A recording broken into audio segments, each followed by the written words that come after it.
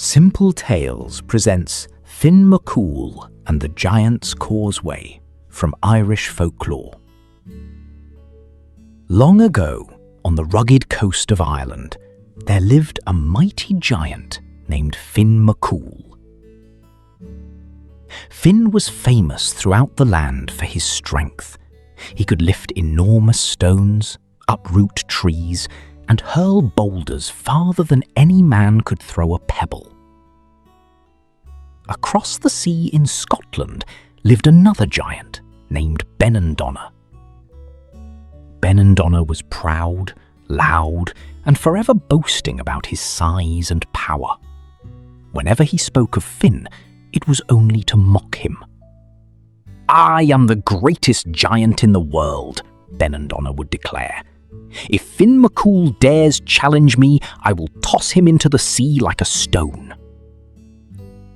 News of these boasts eventually reached Ireland. Finn grew tired of hearing them. "If Benandonner wishes to test his strength against mine," he said, "then let him come." But there was a problem. The two giants were separated by the sea. Finn stood upon the coast and gazed towards Scotland. Then he began gathering great slabs of stone. One by one, he hurled them into the water. For days he worked.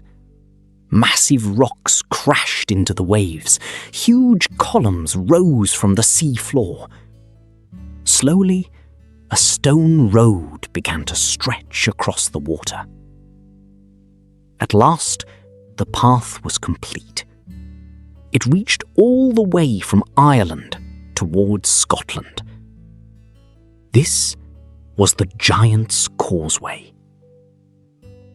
Exhausted from the enormous labour, Finn returned home and fell into a deep sleep. Meanwhile, across the sea, Benandonner had seen the road. Delighted by the challenge, he began marching toward Ireland. Each of his footsteps shook the stones beneath him. As he approached, Finn's wife, Oonagh, happened to glance toward the coast. The moment she saw the giant, her eyes widened. Benandonner was enormous, far larger than Finn, far larger than any giant she had ever seen. If the two fought, she feared the outcome would not favour her husband. Oonagh was no giant warrior, but she possessed something equally valuable. She was clever. As Benandonner drew nearer, Oonagh hurried inside and looked at the sleeping Finn. Then an idea came to her. Working quickly, she wrapped Finn in blankets and tucked him into a gigantic cradle. When she was finished, he looked remarkably like an oversized baby. A few moments later, the ground trembled.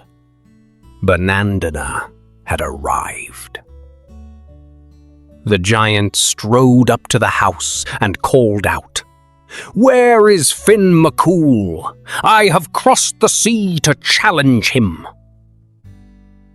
Oonagh stepped outside. "Oh, you must be Benandonner," she said politely. "I am," he replied. "Then welcome," said Oonagh, "but please keep your voice down." Benandonner frowned. "Why?" "The baby is sleeping." "The baby?" "Our son," Oonagh explained. Benandonner blinked. He had expected many things. A baby was not one of them. Curious, he followed Oonagh inside. There, in the cradle, lay the sleeping Finn, buried beneath blankets. Benandonner stared. The baby's head alone seemed enormous. His hands were larger than ordinary men.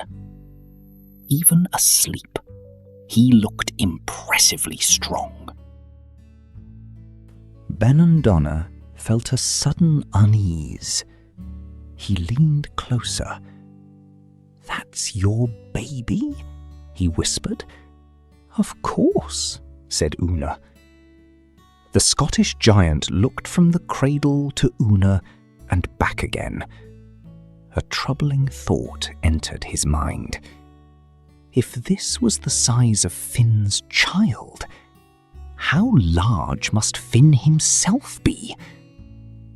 Benandonner imagined a giant far bigger than anything he had ever seen. A giant whose hands could crush stone. A giant whose footsteps could shake mountains. A giant capable of fathering a baby this size. For the first time in his life, Benandonner became frightened. Very frightened.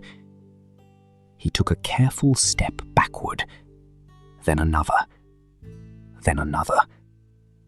"I've just remembered something important," he muttered. "Already?" asked Oonagh. "Very important." Without another word, Benandonner rushed from the house. He sprinted toward the coast as fast as his enormous legs could carry him. Behind him, Oonagh smiled. The giant raced across the causeway. He was so terrified that he did not want Finn following him back to Scotland. As he ran, he tore up huge sections of the stone road and hurled them into the sea. By the time he reached Scotland, much of the pathway had been destroyed. Only broken stretches remained visible above the waves. When Finn finally awoke, Oonagh told him everything that had happened. At first, he was surprised. Then he laughed so hard that the hills echoed with the sound. "So Benandonner fled from a sleeping baby?" he said. "He did," Oonagh replied. "And it was all your idea?" "It was." Finn laughed again. Though he was famous for his strength, he knew exactly who deserved the credit. Not every battle is won with fists. Not every giant is defeated by force. Sometimes the sharpest weapon is a clever mind. And so, according to Irish legend, the broken stones of the giant's causeway remain to this day, stretching out into the sea, a reminder of the road built by a giant and the trick that sent an even larger giant running home in fear.